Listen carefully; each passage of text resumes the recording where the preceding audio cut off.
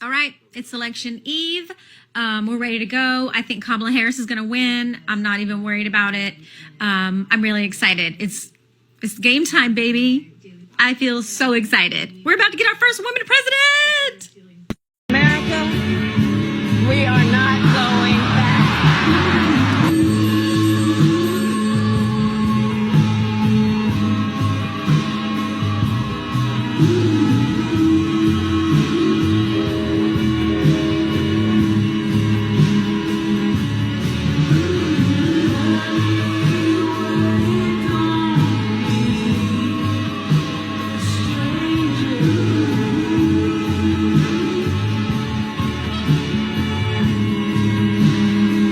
If you guys didn't watch the Philly rally last night with Kamala Harris, she rallied all the way up until midnight election day. And I was like, it was incredible. It was such a beautiful, powerful, there was people everywhere. I have no doubt she's got momentum. She peaked at the right time. There's energy, excitement. And I just really believe that women are not going to have it. I really, really, really believe that we are just going to be like, absolutely not. I think we won. I'm so excited. Ah! Did you vote? Are you going to vote? Okay, I understand. That was 2016, though. This is 2024. So, hi, everybody. We're here. I had to put on my 1989. I was feeling like I needed a good omen, so I had to get my 1989 because it makes me feel good. How are you doing? I'm not ready to call in a towel. It's really early. It's so early. It's like none of you have ever watched an election before. I'm telling you, it's very nerve-wracking, but we're not even gonna find out tonight. Calm down, everybody. It's gonna be okay. Kamala, we're going to win. If you're wrong, yeah, if I'm wrong, I'm wrong. What? I've had copious amounts of shitty frozen pizza tonight. She's got this. I am nervous. I am nervous. But I still have to believe that people are good and we don't live in this hellscape.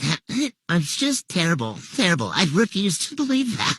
It's everywhere, yo. No, we are going to prevail. The good guys always win. We're the good guys. We're gonna win. Kamala's gonna win. Hey, y'all. It's still election night. We're listening to Dr. Arlene. So I'm still trying to be really positive and optimistic, but I've had a couple of meltdowns. Cher, how you doing? Not well. Not well.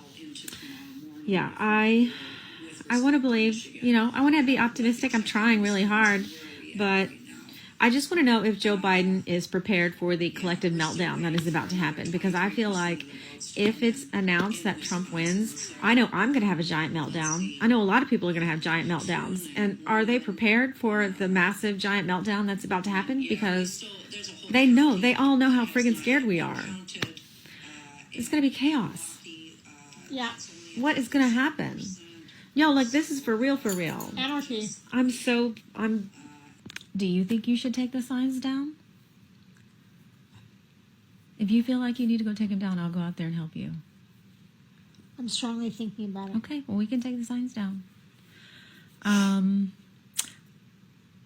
don't know. I'm just not having a really good feeling about this, you guys. And I just want to know what the backup plan is, because surely Joe Biden, somebody surely thought they should come up with some sort of plan if he did win. So I just want to know what the backup plan is, because you just went a whole year scaring the hell out of me about Project 2025. And now it's about to happen, and you just think we're all just supposed to fucking go to work now? What's the fucking plan? I won't try to hide it. I'm heartbroken. Heartbroken and scared, to tell you the truth. I still have faith in America. I know we can do a lot to resist Trump's worst plans. But right now, that's little comfort to the people who are most at risk.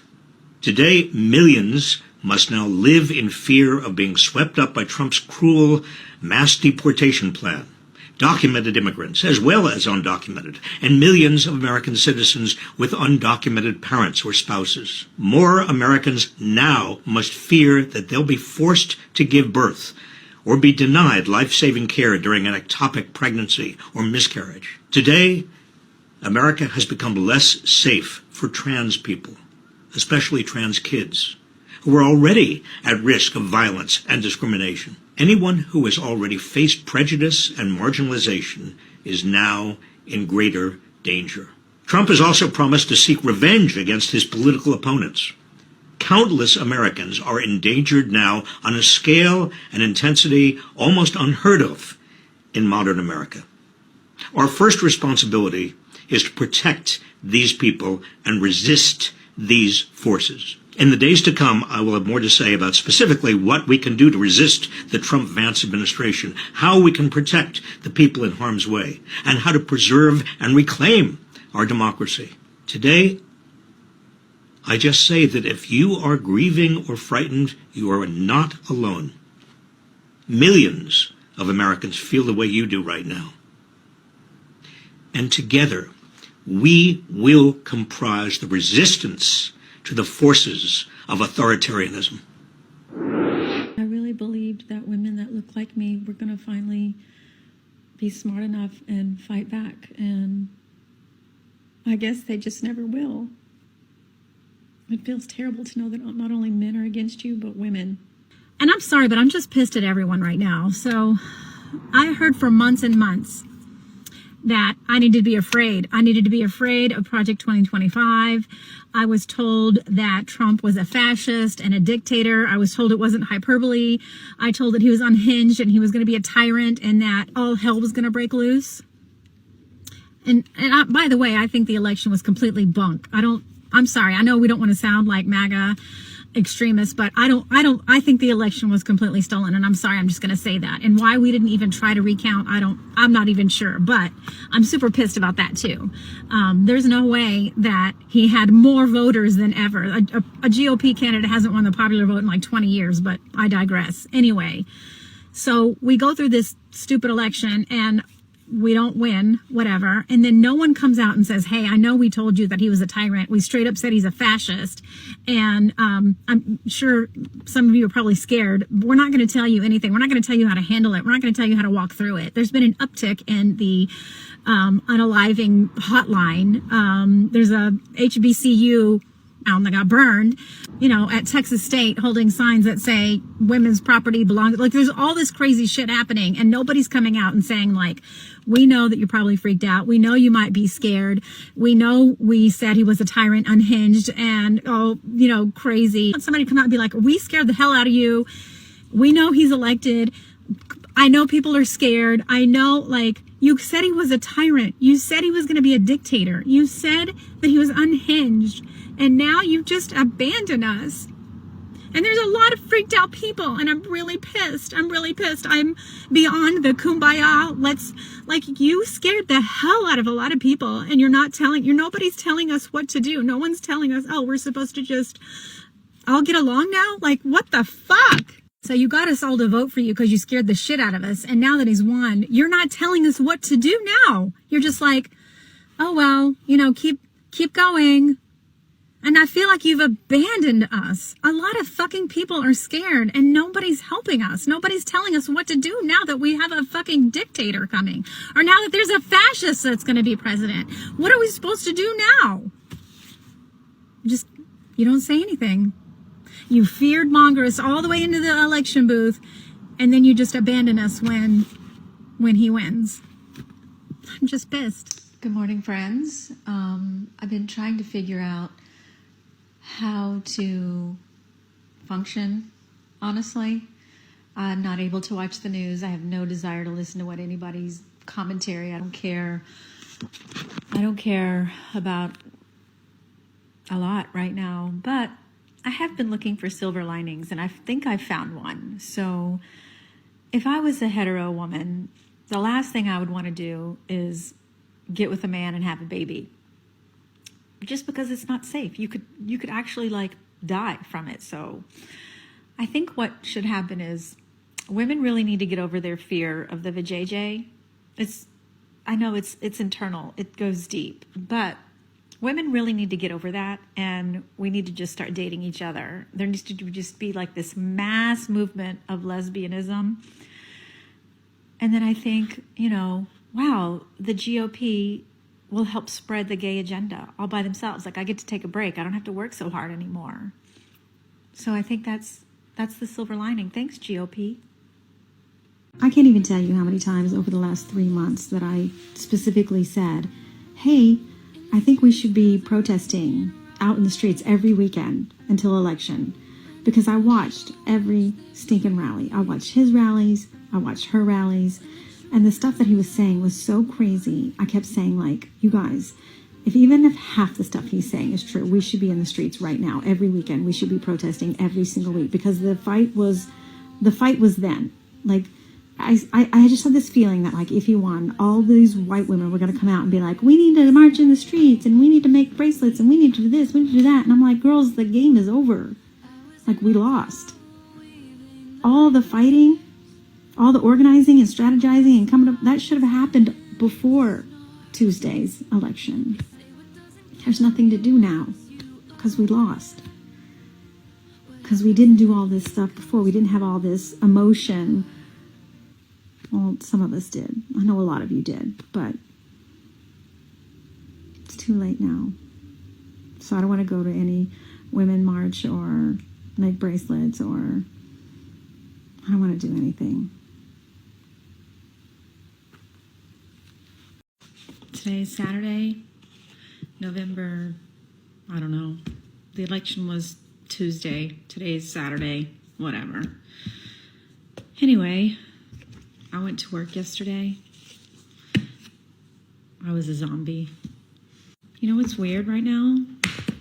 When I hear people laughing. It just sounds so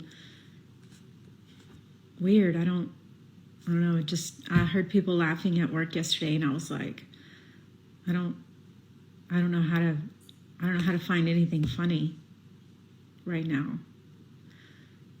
It just sounded weird. I've become an expert at just blocking every comment from people that want to laugh at me, because I'm in a depression now. So I don't even answer or respond. I see somebody laughing at me because I'm scared or depressed or whatever, and I just block it. But it does make me sad how much joy it brings people to see other people hurting. Not surprising, but disappointing. So now I have to take all of my sadness, I have to take all my sadness and all my disappointment and compartmentalize it and put it to the side, because my wife is having a double mastectomy on Monday. So now we have to face that on top of this. I guess. Have a good weekend. Today I woke up angry again. I try to be really positive and polite. I don't want to be ugly and nasty. I want to be compassionate and thoughtful. But I just can't. I can't get past the fact that over half this country voted for an erase. I just can't get over all the people that voted for him. For eggs and gas? I don't know how to go out and wonder who's safe and who's not. I'm really pissed. And I'm embarrassed. Not only did we tell each other that we don't really care about each other, we told the whole world how we feel about each other. That we're racist and, I guess, ignorant. I'm really mad. So I'm telling everybody now that this is no longer going to be like a free-for-all safe space for everybody. I will no longer tolerate intolerance in any form, in any fashion. I will delete, I will block, MAGA support, like anything. It'll just be deleted, because I have to protect my peace and I have to protect myself from potential harm. So that's what I'll be doing going forward. And if that makes me a bitch, then okay, I would rather stand with my black sisters than worry about if my white sisters think I'm a nice person.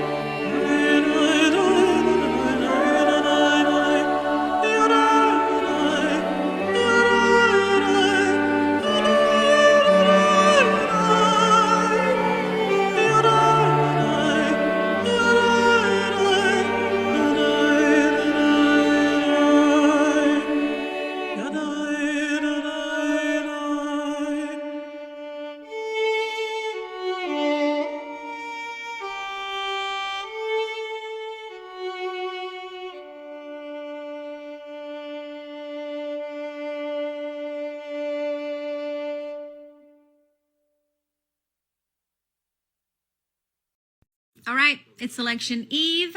We're ready to go. I think Kamala Harris is going to win. I'm not even worried about it. I'm really excited. It's game time, baby. I feel so excited. We're about to get our first woman president.